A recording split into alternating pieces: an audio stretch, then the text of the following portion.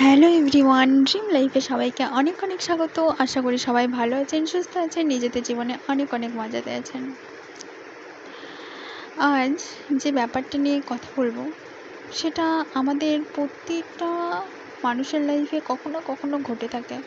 Actually আমাদের স্টুডেন্টদের ক্ষেত্রে তো প্রচুর পরিমাণে ঘটে থাকে। আমরা ছোট থাকি তখনই আমাদের সেলফ ইমেজকে খারাপ করে দেয়।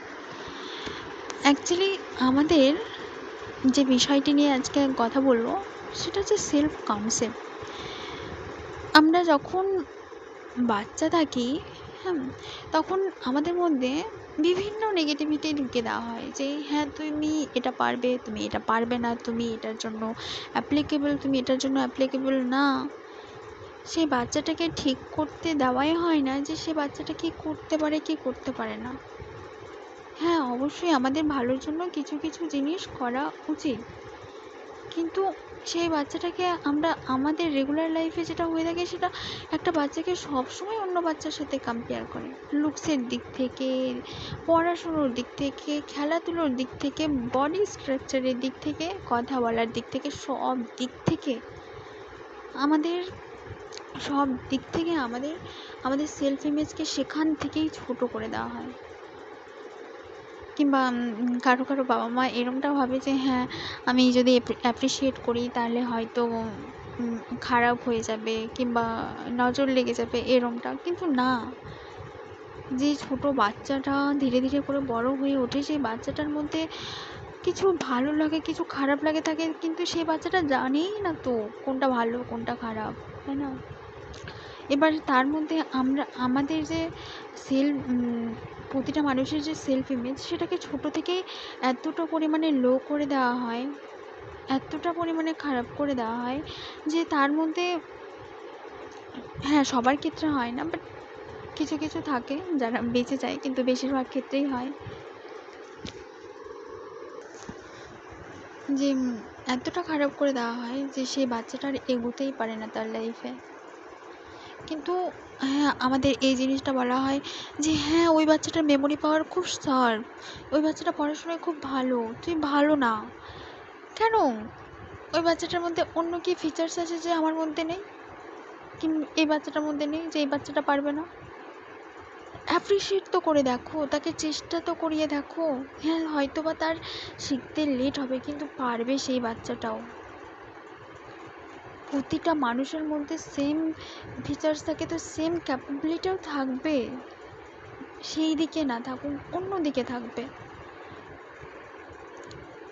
সেই বাচ্চাগুলো, কিছু কিছু বাচ্চাগুলো নিজের লাইফটাকে এতটা পরিমাণে বাজে দিকে নিয়ে যায় যে হ্যাঁ তাদের দ্বারা তো কিছু হবে না, তারা তো বাজে স্টুডেন্ট, তাদের তো এই ক্যাপাবিলিটি নেই, তাদের তো তাদের তো কথা বলার ক্যাপাবিলিটি নেই ভালো করে, কিংবা তারা তো এটা পারে না সেটা পারে না এটা পারে না। ঠিক আছে ঠিক আছে, এত কিছু একটা বাচ্চা কি করে নিতে পারে? আমরা বড়রাই নিতে পারি না, ছোটরা, এত ছোট বাচ্চাটা কি করে নিতে পারে? একটা বাচ্চাকে না মাত্র 5 বছরের মধ্যে এমন সেলফ কনসেপ্ট করে দেওয়া হয় যে সে বাচ্চাটা আমি তো এটা পারি না। কেন? কেন কি তার সে কোথাও না কোথাও থেকে শুনেছে কিংবা তাকে বলেছে যে তুমি এটা পারো না, তাই না? আমার নিজের লাইফের সাথেই হয়েছে।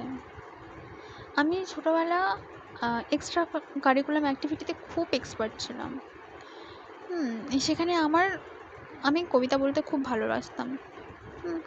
সেখানে একটা টিচার এমনভাবে ট্রিট করেছে যে মনে হচ্ছে যে আমার মধ্যে কোনো ক্যাপাবিলিটি নেই, আমি পারবো না, ব্যাস শেষ। মানে কি বলবো, তখন আমার মধ্যে এটা এসে, উনি তো টিচার, তাই তো, তো উনি যেহেতু বলেছেন কোথাও না কোথাও ঠিকই বলেছেন যে আমার মধ্যে সেই ক্যাপাবিলিটি নেই, হয়তো আমি সেরম করে পারবো না বলতে, তাই না? তো এটা আমার মধ্যে তখন বসে গেছে। এবার যখন যে স্পোর্টস হয়, স্পোর্টসে আমি খেলা খুব একটা পারতাম না, কিন্তু কিছু কিছু খেলাতে আমি ফার্স্ট সেকেন্ড হয়েছি, না হওয়া না। হুম, এবার আমার বাড়িতে আমাকে এমন করে ট্রিট করতো যে তুই তো পারিস না। হুম, তো তখন এটাও আমার মাথায় এলো যে হ্যাঁ, এরা তো বড়, এরা তো ভালো বোঝে আমাকে, তাহলে এরাও কোথাও না কোথাও ঠিকই বলেছে। এই যে ফেয়ারগুলো আমার মধ্যে এমনভাবে নিজের মধ্যে বসতে শুরু করলো, আর এতটা পরিমাণে খারাপ, মানে সাপোজ কখনো কোনো যে কোনো সাবজেক্টে কিংবা যে কোনো কিছুতে এরম করে এতটা পরিমাণে মানে ডিঅ্যাপ্রিসিয়েট করতে শুরু করলো যে আমার মধ্যে সেই ফেয়ারগুলো ধীরে ধীরে বসতে বসতে বসতে বসতে এমন একটা বাজে জায়গা নিয়ে নিয়েছিল আমার লাইফে, জাস্ট ইমাজিন করার মতো না। আমার লাইফে অনেক ফেলিয়ার আমি দেখেছি।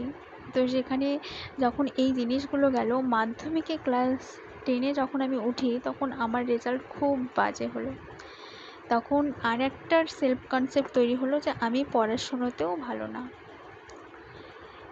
এবার মানুষ এতটা পরিমাণে আমাকে সব দিক থেকে বাজে বাজে কথা শুনতে হলো, হ্যাঁ, কিংবা বাজে পরিস্থিতি, যে আমার নিজের মধ্যে তখন নিজেকে সেলফ ডাউট এতটা পরিমাণে তখন হাই লেভেলে চলে গিয়েছিল যে আমি কোনো কিছুর জন্য যোগ্যই না। আমি প্রচুর কান্না করতাম যে আমার মধ্যে তো কোনো একটা ক্যাপাবিলিটি হবে যেটা আমি করতে পারবো। মানে কিছু নেই। তো এরম করে যখন ক্লাস 10 পার হলো, তারপরে যখন এইচএসে উঠলাম, 11 এইচএসে উঠলাম, তারপরে এইচএস যখন 11-এ উঠলাম তখনও কিন্তু রেজাল্ট খারাপ হলো। এবার আমার মাথায় একটা মাইন্ডসেট ছিল যে যে যাই বলুক, আই নো আমি কে। হ্যাঁ, সেখানে আমি ইংলিশ, আমি ভালো লাগতো, আমার ইংলিশ খুব ভালো লাগতো, আর ক্লাস 10-এ আমার ম্যাথ খুব ভালো লাগতো, কিন্তু সেখানে অ্যাপ্রিসিয়েট করতো না কেউ। তো যাই হোক, বিভিন্ন কারণের জন্য সেখানে কিন্তু আমার রেজাল্ট খারাপ হয়েছিল, যেটা বললাম। এবার যখন আমি এইচএসে উঠলাম, ইংলিশের প্রতি আমার খুব খুব ভালো লাগা ছিল। এবার আমি যে টিচারের কাছে পড়তে যেতাম, সেখানে যাতে আমি একটু অ্যাপ্রিসিয়েট পাই, মানে আমি যে একটু একটু অ্যাপ্রিসিয়েট করে দেয়, মানে এই ইচ্ছেই, এরকম একটা ইচ্ছে থাকতো। আর আমি যতটা পারতাম রাইটিং যা কিছু, মানে চেষ্টা করতাম, নিজের বেস্টটা দিয়ে চেষ্টা করতাম যাতে ঠিক হয়। ঠিক হতো। এবার যারা যারা ওখানে যে কয়েকজন আমরা পড়তাম, সবার মধ্যে আমি বেশি করে নিয়ে যেতাম, যাতে একটু এগোতে পারি। কিন্তু প্রবলেমটা কোথায়? আমার সাথে একটাই বাজে জিনিস হচ্ছিল যে আমাকে অ্যাপ্রিসিয়েটই করতো না। এবার তখনও মাথায় এটা ছিল যে হয়তো স্যার আমাকে অ্যাপ্রিসিয়েট করছেন, অন্যান্যদের করছিল, হ্যাঁ, জানি না কেন, হয়তো তারা জানি না, যাই হোক। তো সেখান থেকে এই এই যে ট্রমা, এটার মধ্যে থেকে বেরোতে আমি তখন ভাবিনি যে হ্যাঁ, কী হবে না হবে। আমি তখন মাথায় একটা জিনিস সেট ছিল যে যাই হোক, যেটাই হোক, আমাকে এইচএসের রেজাল্টটা ভালো করতে হবে। মাথার মধ্যে একটা মাইন্ড সেট করে নিয়েছিলাম, কী হচ্ছে না হচ্ছে আমি কিছু দেখবই না, কে কী বলছে। আর সেখানে আমি এতটা সেলফ ডাউট ছিল যে হয়তো আমি দেখতে এতটা বাজে, কেউ এতটা বাজে কী হতে পারে, কী করে হতে পারে, হ্যাঁ, কিংবা কী বলবো আর, বিভিন্ন রকমের সেলফ ডাউট ছিল। তো আমি কারোর সাথে উঁচু গলায় কথা বলতাম না, কারোর সাথে ঠিকঠাক করে কথা বলতাম না, কারোর দিকে তাকাতাম না, এতটা পরিমাণে সেলফ ডাউট ছিল।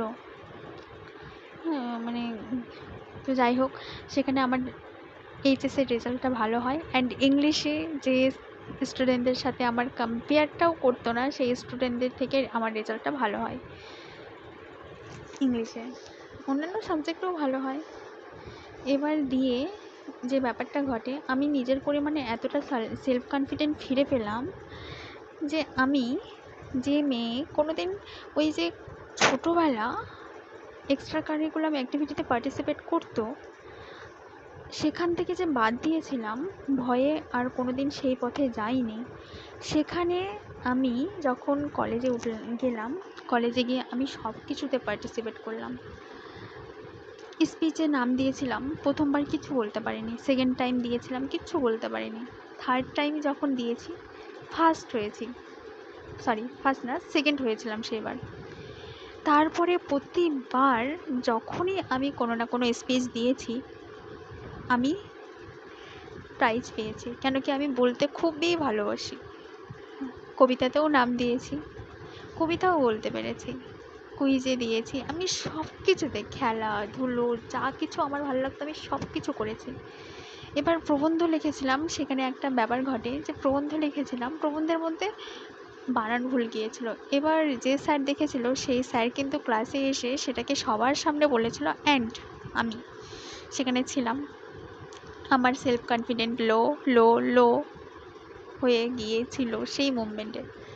পরের দিন ওকে ফাইন, ভুলই তো হয়েছে, সবার সামনে করেছে, ওকে তাও ফাইন। তো নিজের মধ্যে এতটা self love, I don't know how this possible, but হয়ে গেল, হয়েছিল। তো কে কী বলছে কী কে বলছে না, আই ডোন্ট কেয়ার। তো আমি কিন্তু সেই সময় জানতাম না কিছু সেলফ লাভ কি সেলফ কেয়ার কি, বাট হ্যাঁ আমার নিজেতে স্যাটিসফাই আছি এটাতে। আমার সাথে কে কথা বলছে কে কী চোখে দেখছে আমার কাছে কোনো ম্যাটারই করতো না।